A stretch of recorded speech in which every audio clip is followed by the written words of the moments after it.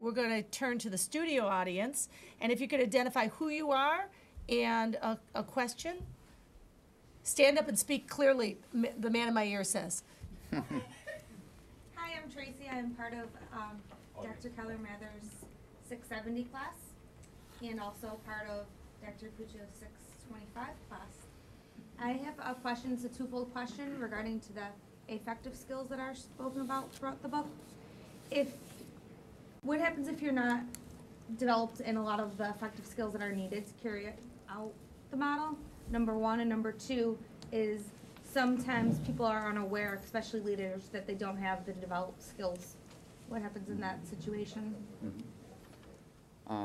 Maybe what I'll do, Maria, is I'll talk about the affective cognitive link, and then maybe you can talk about what we're doing in the leadership development program, because the Thinking Skills model has changed how we've approached training, specifically in that program. So, Tracy, thanks for the question. Let me first talk about the importance, why be concerned about what is at the essence of your question, which is developing these skills.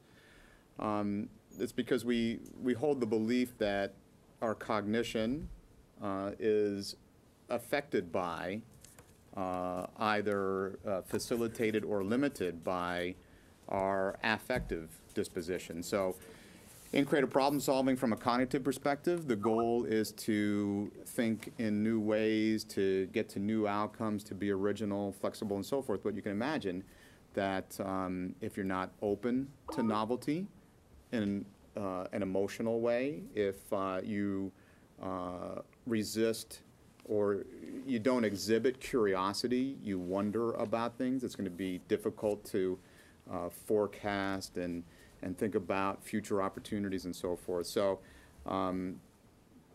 by bringing in the affective side, what we're trying to do, these are partners.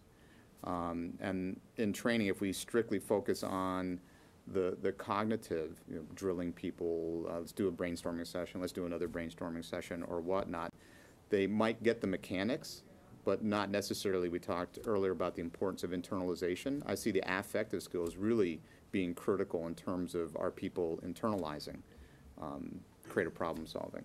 So Mary and I have been doing some work under the umbrella of the Leadership Development Program at Buffalo State, where we've been bringing in intentionally more the affective side. So with respect to the development of these skills? I think one of the things in terms of your question is a level of awareness.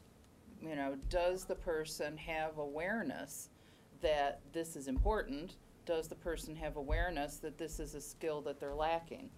And one of the things that we do in the leadership program, we do a lot of instruments where people, when you find out your foresight style and how that sort of opens up your thinking, part of what we do in the leadership program is a number of, including emotional intelligence, where we look at, well, what is it that you know about yourself or don't know about yourself? So I think that that's a key, helping people to understand why they would want to pay attention to this, and then helping people to get feedback about how effective they are at it. And then there's also, of course, building in any kind of a training program that you might do, some of the theoretical links, the why. Mary talked about some of that warming up, that you do that deliberately, not because someone tells you that you need to do a warm-up before you start a session. You do it because part of what you're trying to do is engage some of that affect, bringing in some playfulness, but you're doing it deliberately. Mm-hmm.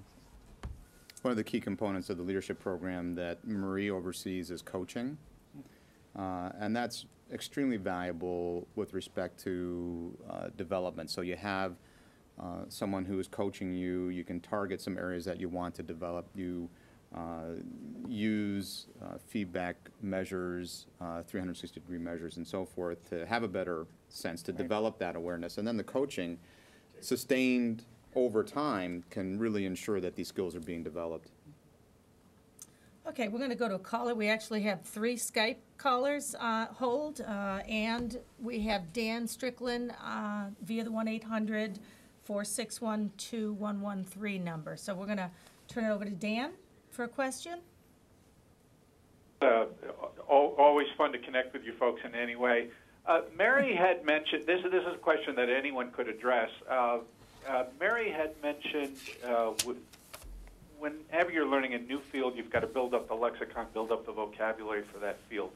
And so now, as folks are making the connection between the affective side and the cognitive side, my question is there an affective lexicon present, sort of a seminal work that begins to break out the aspects of the affective world, similar to the way that cognitive has been studied so much?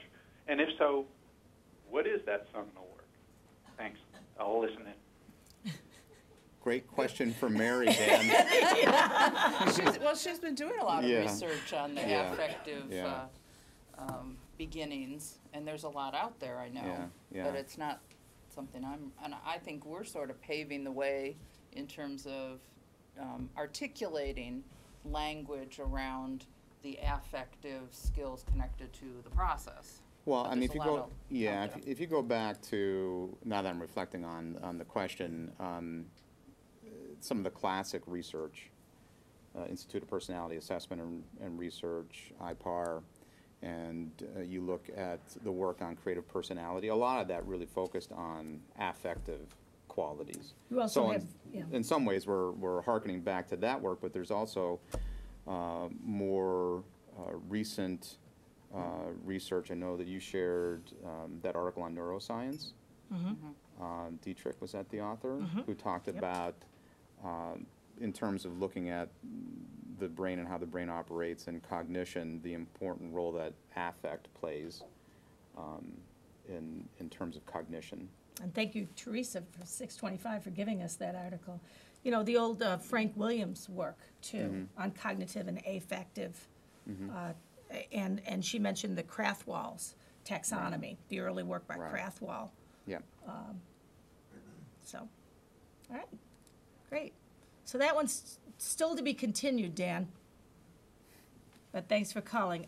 We're going to go to Janice, who had a question via Skype. Janice might be able to respond to Janice Dan's could question as actually well. answer Yeah. that question, Yeah. probably. Janice, we have a question for you. How fast could you write on Skype? How does the move to integrated six-pack impact your emphasis on the Magnificent Seven affective skills? How does the move to integrated six-pack impact your emphasis on Magnificent Seven affective skills? And again, this is some of Mary's new thinking. Yeah. So, some of these we may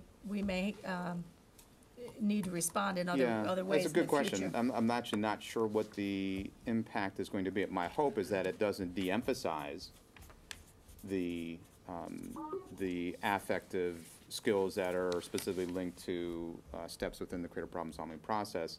What we are trying to do, and we've been on a quest to do with the thinking skills model, is to illuminate, because there's so much that happens when you're engaged in creative thinking. Creative thinking is a higher order thinking skill.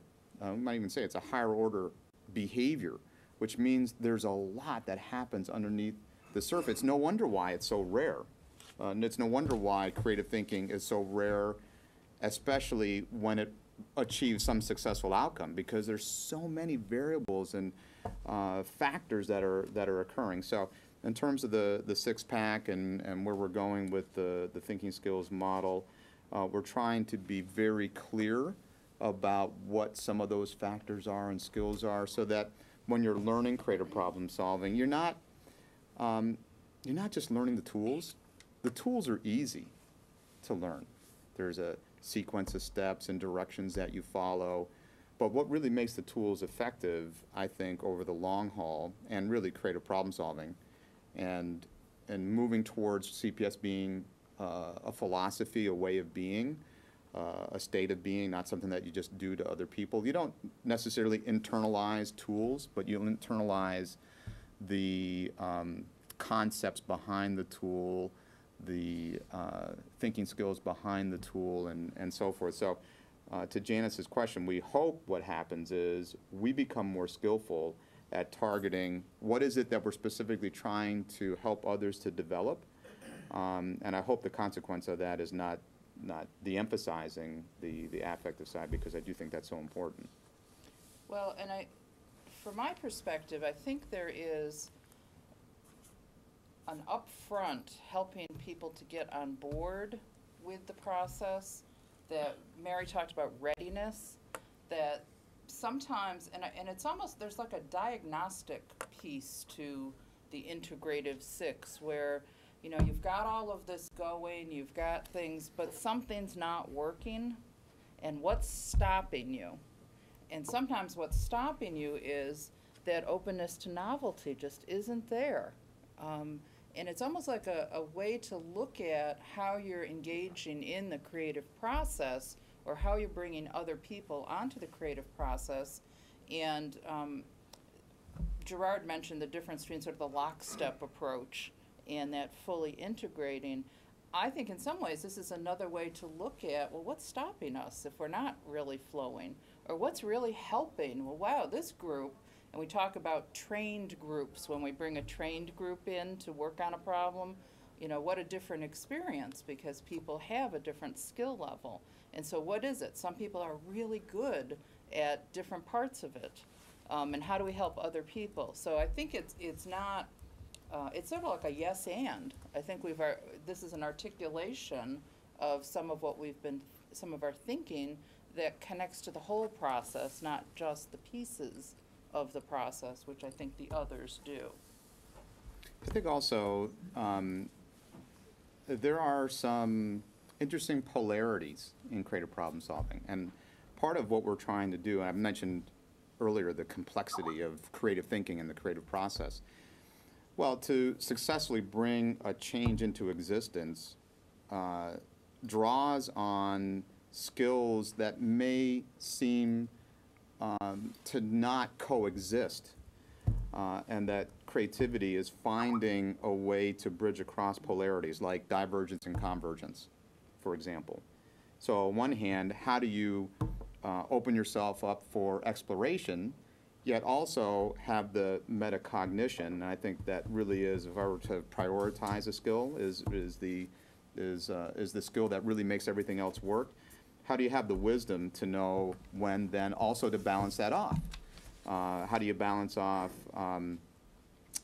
desire to embrace and to be comfortable with ambiguity, along with being able to drive through to implementation and make something happen? Because you don't want to exist in ambiguity forever. So I think part of also what happens by articulating, it makes us better understand, gosh, no wonder why it's so difficult to move through this process, is because you have to be flexible. You develop a more open personality, and I think that's part of what we're trying to drive to.